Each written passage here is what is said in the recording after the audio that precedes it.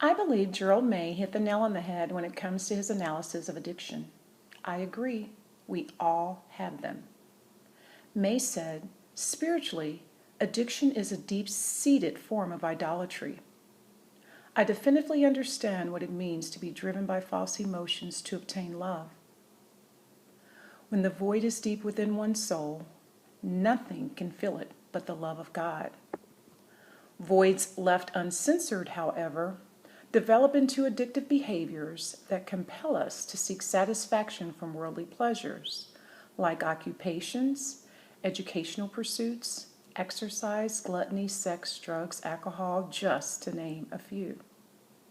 These things prove to be temporary fixes that often plague the indulger with both dissatisfaction and guilt. I also agree with May when he said of addiction that it enslaves a person's will and desire.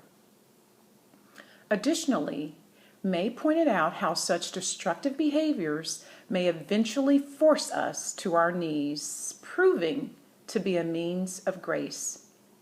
May said, understanding will not deliver us from addiction, but it will help us appreciate grace. Grace is the most powerful force in the universe. It can transcend repression, addiction, and every other internal or external power that seeks to oppress humankind.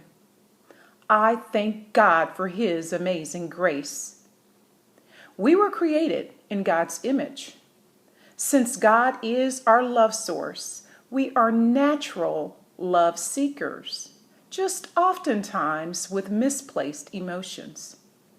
Nevertheless, when we decide to surrender our false desires in exchange for dependence upon God's love through Jesus, then and only then do we obtain the gift of grace.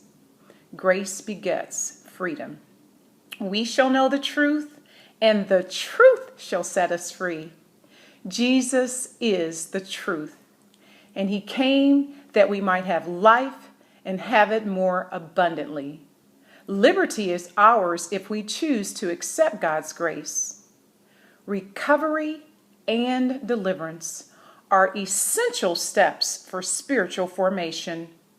It offers both healing and wholeness in our pursuit to accomplish God's will.